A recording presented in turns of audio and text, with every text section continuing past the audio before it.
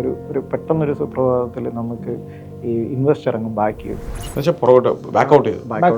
അദ്ദേഹത്തിൻ്റെ ഒരു means investment അതിന് പല കാരണങ്ങളുണ്ടാവാം. ഞാൻ ഈ പറഞ്ഞ പോലെ നമ്മൾക്കൊരു ബിസിനസ് ബാക്ക്ഗ്രൗണ്ട് ഇല്ല, നമ്മളൊരു നല്ല കമ്പനിയിൽ ജോലി ചെയ്തിട്ടില്ല, ഒരു സ്ട്രക്ചേർഡ് ആയിട്ട് അങ്ങനെ ഒരു കമ്പനി കൊണ്ടുപോകണം എന്നറിയില്ല. അപ്പം നമ്മളുടെ ഒരു പ്രോഗ്രസ് അല്ലെങ്കിൽ നമ്മളുടെ മുന്നോട്ട് പോക്ക് അദ്ദേഹത്തിന് പ്രോഫിറ്റബിൾ ഇല്ല എന്നുള്ളത് കൊണ്ടായിരിക്കാം അദ്ദേഹം എമൗണ്ട് വിത്ഡ്രോ ചെയ്തു.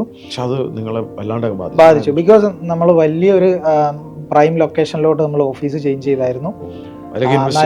നല്ലൊരു റെന്റ് വരുന്നത്, നമ്മളവിടെ നല്ല ഫർണിഷ് ചെയ്തായിരുന്നു, ഒരുപാട് എംപ്ലോയീസിനെ ഹയർ ചെയ്തായിരുന്നു. അപ്പം പെട്ടെന്ന് നമ്മളുടെ ഒരു റവന്യൂ അല്ലെങ്കിൽ നമ്മളുടെ അടുത്തുള്ള ക്യാപിറ്റലിൽ നിന്ന് ഒരു വലിയ എമൗണ്ട് ബാക്ക് ചെയ്യുമ്പം എക്സ്പെൻസ് അതനുസരിച്ച് കൂടി നിൽക്കുകയും കൂടെ ചെയ്തപ്പോൾ നമുക്കത് അഫോർഡ് ചെയ്യാൻ പറ്റാത്ത രീതിയിലോട്ട് നമ്മൾ ഡൗൺ ആയി. പിന്നെ അത് കഴിഞ്ഞപ്പോഴത്തേക്കിന് ഞങ്ങൾ സത്യം പറഞ്ഞു കഴിഞ്ഞാൽ അവിടുന്ന് ഒരു കുറച്ച് ഇവിടുന്ന് മൊത്തം കൂടെ ഞങ്ങൾ എടുത്തുകൊണ്ട് പോയി. ഇപ്പോഴും ആ ഒരു സിറ്റുവേഷൻ ഓർക്കുമ്പോൾ നമുക്ക് ഒരു വിഷമമാണ്.